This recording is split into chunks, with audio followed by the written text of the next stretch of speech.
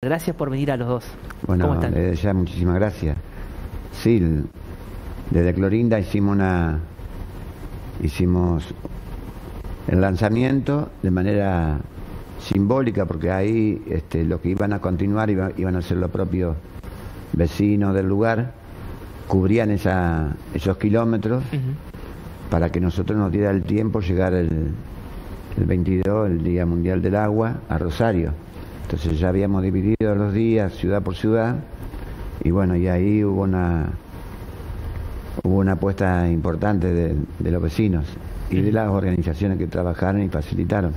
Recorrimos el río Picomayo, ahí en la desembocadura, río Paraguay, en unos piragüones para 9 personas, y fue realmente emocionante ver a los vecinos que se plegaban a esta historia, ¿no?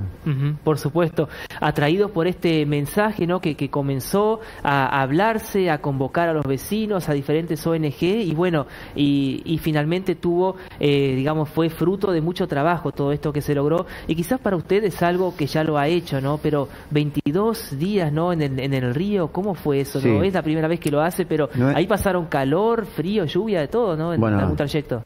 Cuando nosotros comenzamos ahí en Isla del Cerrito había 45 grados en ese momento. Era increíble porque uno transpiraba con solamente quedarse quieto. Creo que en todo esto merece una introducción que tiene que ver cómo nace esto, ¿no? Indio. Y acá tiene que ver remar contracorriente por el agua, la vida y la soberanía. Nace desde un encuentro con otras organizaciones que me gustaría que le pueda brindar información. Sí, un encuentro, y además el contexto de la reprivatización del río Paraná, esta famosa licitación que los medios nacionales un poco venían mostrando, los dimes y diretes, pero bueno, el año pasado Cosita empezó a preocuparse y bueno, y planteó a un grupo de Mariano Martínez, creo que estaba también Tomás Ocaíno, Fran Paredes, un grupo, y bueno, empezamos a traccionar un proceso que, apoyado en las tecnologías de la comunicación, y como las redes, los Zoom, los Meet, pudimos armar una especie de red, un colectivo que en cada ciudad, desde Clorinda, como dice Cosita, en cada ciudad había organizaciones que habían generado un espacio, algunos tenían un escenario, otros simplemente era una banda musical, el pueblo cantando el himno. Lo importante es que se logró el cometido de sensibilizar, instalar, informar el impacto que este nuevo pliego, vos sabés, que permitiría a la empresa que profundice la vía navegable, lo que se llama el canal troncal, a 44 pies, lo que es, bueno, yo no voy a hablar porque esta Cosita, pero un impacto ambiental enorme para la flora, para la fauna, pero también para las comunidades que viven no solamente del río y en el río, sino que, como nosotros, vivimos a la vera del río, porque en un contexto de crisis climática, profundizar, socavar el río implicaría, fíjate que volvió a bajar. O sea que quedaría menos agua todavía, puede ser. Y claro, porque eso se va todo como a un canal, ¿no? Como sería un arroyo que... Un canal artificial que llevaría a 18 metros de profundidad. Hablar de 44 pies en el río Paraná significa desde el punto cero del río Paraná, desde el nivel cero se toma un promedio de alta y baja, desde el cero, desde ahí 44 pies. Y para nosotros es el fin del río Paraná, como lo conocemos. El río Paraná, claro, sería como un hilo de agua profundo, sí, pero funciona como un sistema complejo que, junto con el sistema de humedales, permanentemente hay ahí un intercambio entre el río, los humedales, el aporte del río de mucha cantidad de sedimento al sistema de los humedales que aportan una cantidad de nutrientes para la vida del río y la vida marina. Eso se cortaría, porque al profundizarse el río, el agua solamente va a estar en su cauce principal, con el agravante. Se secaría, digamos, dicho más. Se secaría el humedal, claro. Dejarían de existir las áreas de laguna, que son verdaderos refugios para los peces, son la guardería de los peces en el primer estadio de vida. Entonces, cambiaría morfológicamente todo lo que es el sistema. Claro, que uno lo ve acá justamente en el islote Curupí, quizás muchos tuvieron la posibilidad de ir, ahí uno ve eso, bueno, eso todo sería un desastre. A veces cuando crece un poco el río, creo que hay una laguna interna ahí, que bueno, se nutre de agua y todos los diferentes insectos, ranas, todo que hay, eso todo desaparece. Bueno, una demostración de esto es, por ejemplo, que el hilo es tan delgado ahí que si uno corta, se inclina hacia un lado, en este caso hacia el río. Es como desagotar una cancha de fútbol, daban una explicación, es como una cancha de fútbol que está inundada por el exceso de lluvia. Entonces, si uno hace una canaleta en el medio, el agua se va a ir por ahí, el desagüe va a ser mucho más rápido. Entonces, eso es un ejemplo de lo que puede llegar a suceder con el entorno del cauce principal del río Paraná, que es un valle aluvial único en el mundo, el sistema de humedales más extenso del planeta, junto con el río Paraguay, conforman eso. Y lo vamos a arruinar. El mundo debería tener que estar sabiendo de la gravedad de la intervención en el río Paraná, porque va a producir un cambio climático. Este sistema de humedales, este corredor que mide aproximadamente 3.000 kilómetros, el sistema río Paraná, río Paraguay, quedaría desertificado solamente para la producción. El sistema de acumulación de agua, de aporte de humedad al sistema sería terrible. Entonces veríamos cambio en los niveles de lluvia. Hoy estamos viendo, a pesar de que el pronóstico dice lluvia para esta noche, se dan tormentas aisladas, pero no hay los frentes de tormenta que venían antes y que duraban días de lluvia, que veíamos que la alta cuenca llovía tanto que el río Paraná podía permanecer crecido por 6 meses. Eso ya no va a suceder porque han modificado todo lo que es la Amazonía, el Amazonas con la quema, y ese aporte de agua del Amazonas está directamente conectado con la cuenca del Plata. Entonces ahí es uno de las intervenciones donde el hombre ha actuado y ha producido estos cambios. Por eso cambiar el humedal... Iba a decir que es un río Paraná que ya está castigado de por sí. Todo lo que hacemos nosotros, lo que se hace en Brasil, etcétera. Uno a veces dice, no sé, desde acá, bueno, lo que pasa en Brasil a nosotros pasa ya lejos. Y no, es parte del problema. Brasil tiene más de 50 represas hidroeléctricas en el río Paraná.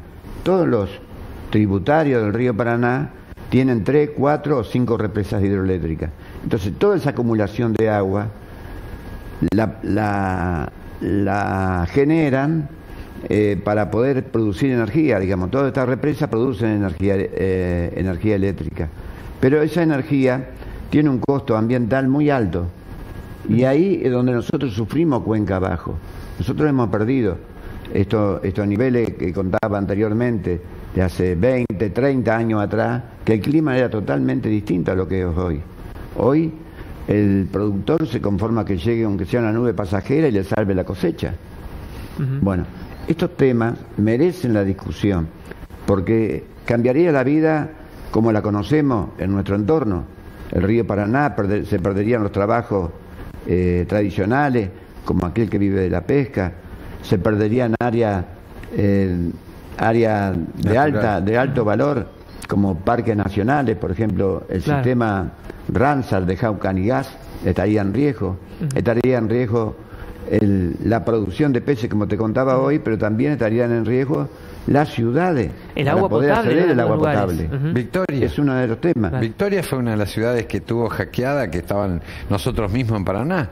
En la gestión municipal anterior fue todo un desafío lograr que la planta pueda... que si no se extendía en ese momento, que me parece que se extendió la boca más adentro al río. Si no se hacía eso, tengo entendido que estábamos muy complicados. Es que estamos en un contexto que hay que evaluar todo. Justamente estos pliegos que se deciden en Buenos Aires, y que hay que decir que el río estuvo privatizado 30 años, que no viene de este gobierno, pero que este gobierno va por mucho más en términos de, yo te diría, como de facilitar que nuestros bienes naturales, que son nuestra cultura, nuestra identidad, sean solo vistos desde la perspectiva económica, manejado por multinacionales que a su vez operan terminales portuarias en manos de las multinacionales y que solamente piensan en los costes de los fletes y transportes, pero no al río con toda su diversidad, su vida y su cultura.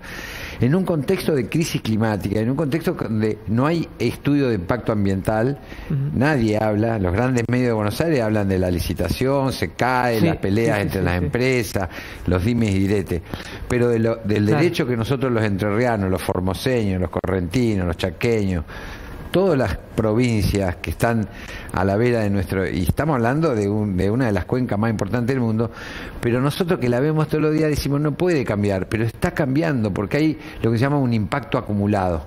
Por ejemplo, si tuviesen que hacer eso de profundizar, tendrían que remover millones de toneladas, millones de toneladas de lo que sería el sedimento, lo que es el lecho, el barro del lecho.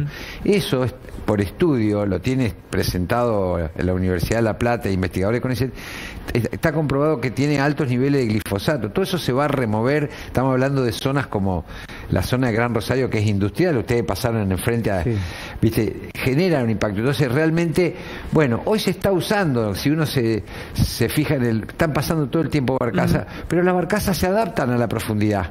El tema es que no tengamos que destruir nuestro gran río con todo lo que implica en términos de vida y demás, para que los barcos gigantes con 80, 90 mil toneladas ingresen 300, 400 kilómetros dentro de un continente. Eso es una barbaridad, porque no pasa en ningún lugar del mundo. Lo aprendimos caminando con la gente del Foro por la Recuperación del Río Paraná, que era una de las canoas, además de la Yaguarona, la del sur, sigo comunicando, estaba la de Salvemos al Paraná.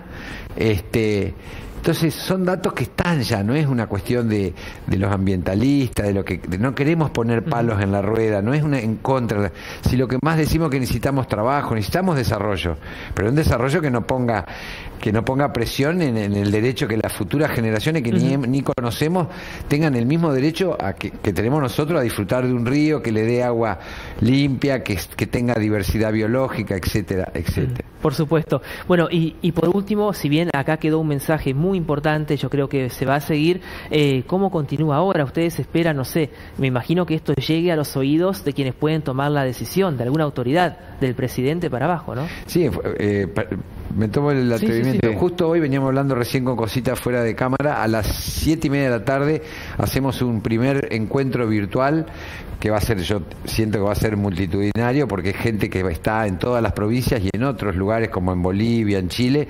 Recordemos que la campaña incluyó América Latina y el Caribe, porque contamos con el apoyo institucional de la Red Eclesial de Justicia y Paz de la Patria Grande, que es el Papa Francisco, que vienen trabajando estos temas en América Latina. Entonces, hoy tenemos una primera reunión para celebrar lo que logramos, con Cosita por adelante, como ejemplo de un defensor del río, pero por supuesto que vamos a seguir trabajando. Quedó el objetivo de ir generando un proceso de abajo hacia arriba, lo que te diría se conoce como Comité de Cuenca, pero en realidad es un espacio de las comunidades que habitamos el territorio, y no vamos a esperar que el gobierno haga lo que tiene que hacer, porque debería haber un comité donde se discutan y todos tengamos la voz, pero en realidad las presiones económicas y una lógica que tiene hoy el mercado, y que pone a nuestros territorios muchas veces como zonas para entregar solamente minerales, producciones del campo, diversidad biológica, suelo, agua. Bueno, nosotros los entrerrianos estamos trabajando para decirle al sistema: momento, que nosotros vivimos acá, tenemos una ley que protege los ríos, como la ley antirrepresa. También tenemos un artículo en la Constitución de la provincia que habla sobre la protección de nuestros cursos de agua. Esta no es una obra de infraestructura, como se la califica una obra de infraestructura. No, es una intervención que se le hace al río, pero no es una intervención de infraestructura. Por eso que la gente comprenda de que aquí solamente se quiere beneficiar a empresarios amigos, ya sea del poder mundial o del gobierno nacional, porque han hecho toda la fuerza para que la misma empresa que tuvo la concesión vuelva a ganar. Está viciada de corrupción la entrega del río Paraná. Por eso ha habido denuncias de empresas Ha habido denuncias e intervenciones de países. Hay países que quieren, sin lugar a duda, quedarse con nuestro río Paraná, no desde ahora, sino desde hace mucho tiempo. Bueno, el tema da para hablar mucho más, pero se nos va el tiempo, así que Luis, Horacio, gracias por la visita y seguiremos, por supuesto, hablando aquí o en otros ámbitos de este tema. Gracias. Gracias a vos. Gracias.